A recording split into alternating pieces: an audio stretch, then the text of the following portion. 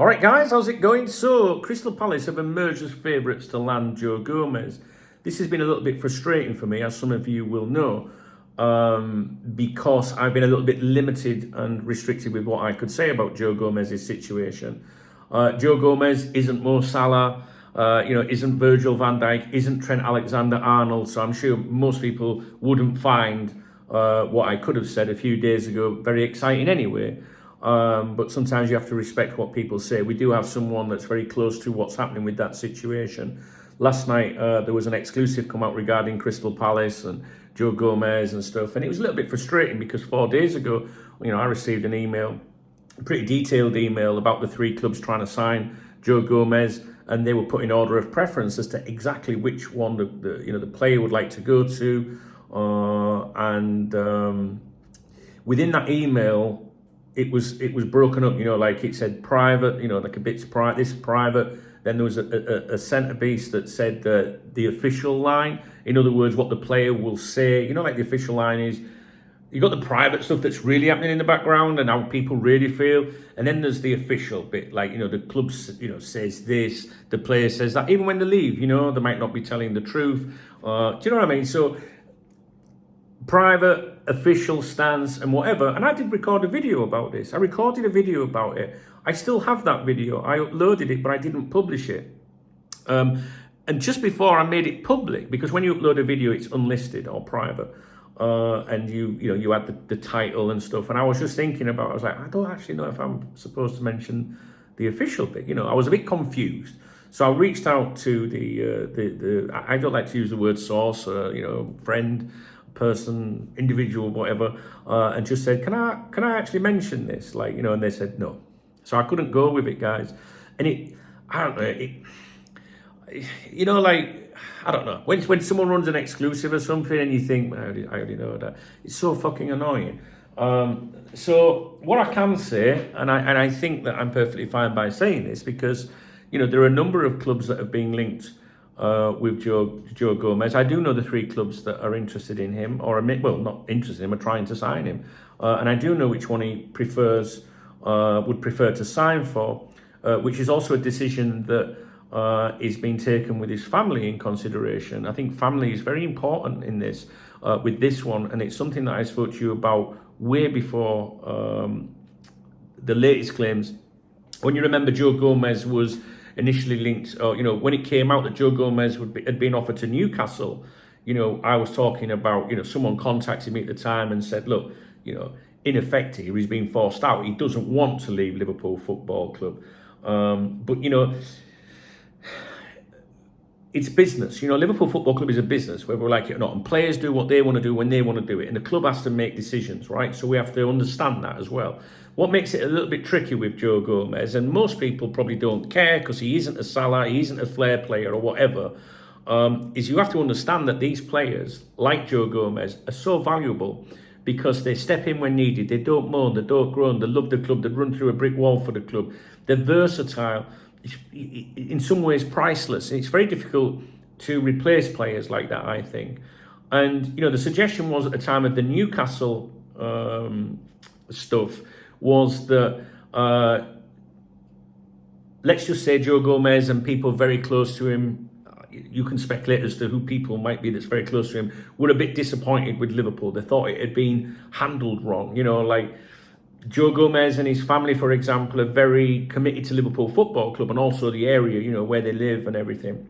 And if the club has maybe said something to you and then you make decisions, because you've got to think about, you're a player, right? All right, yeah, we're going to be staying here, for so long. And then your partner, maybe, for example, I'm not saying that's the case, but your partner, for example, might make commitments business-wise, schooling, all sorts of things like that happen with players. You have to understand this, right? It's not just, you don't just sell a player and everyone, you know what I mean. And the feeling was that Liverpool hadn't handled it very well. And but I think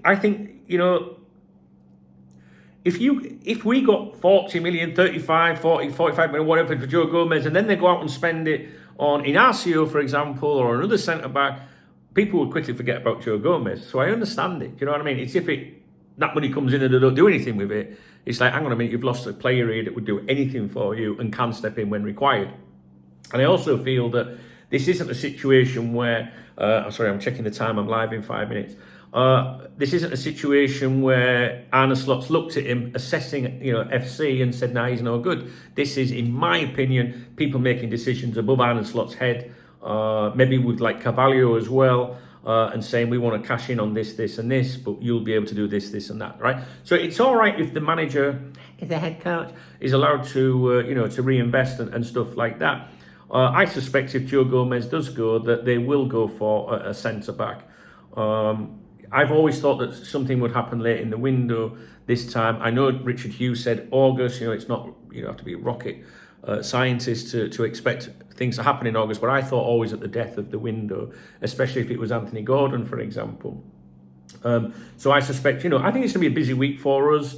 I think there's going to be a lot of rumours and stuff to monitor this week, a lot of bullshit. We're going to be subjected to more bullshit than ever. I won't be able to keep up with everything, with videos and that, so obviously on the members website, everyone will be taking care of that. You don't need to be on the members website, but it's just a good place to be for real time. And also the chat room. The chat room is in the video description. You jump in the chat room, guys, you won't miss a thing, and it's free to join, whatever. So we will be live on here on deadline day, all right, from 6 a.m. on Friday. I think it'll be a manic day, to be honest with you. Regardless of what Liverpool do, there'll be so many rumours and whatnot.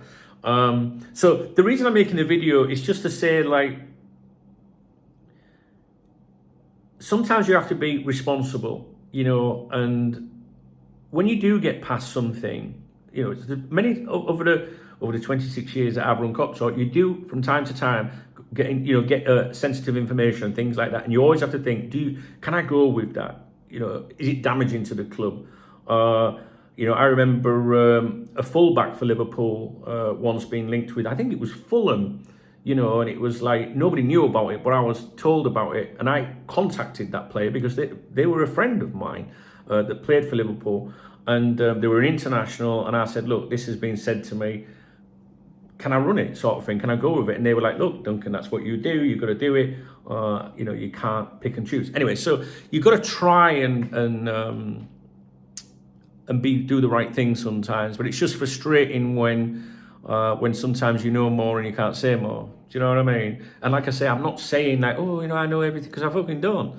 Can you imagine if it was like a Mo Salah contract decision or something like that? It's terrible when you can't say anything, which is why I always laugh at these accounts online, whether the podcasts, whether they're X accounts, whatever, the content creators, and they're like, we've got breaking news at 10 o'clock to tell you tonight. I think, what a load of bullshit. If you've got real news that you can go with, that's exclusive news, you do not sit on your fat ass. Do you know what I mean? Like, you get it out there before someone else beats you to it. So what I will say about this, the purpose for the video really is to say, look, sometimes it can be a bit frustrating from my point of view, but sometimes I can't say something, but I will, my opinions may reflect something I'm trying to tell you, all right? And Joe Gomez, if he gets a move to Crystal Palace, my opinion is that he will be a very happy man indeed, and so will his family.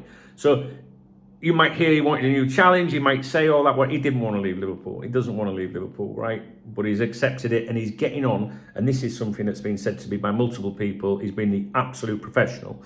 So he might not be a world beater. He might not be a flair player that everybody wants his name on your shirt. But those players are some of the most important players to Liverpool and have been for decades, right? So let's hope he gets his move. And we wish him well. He gave his best for Liverpool Football Club, and I think if he goes to Palace, he'll be a very, very happy chap. And I hope that he gets that move. All right, guys.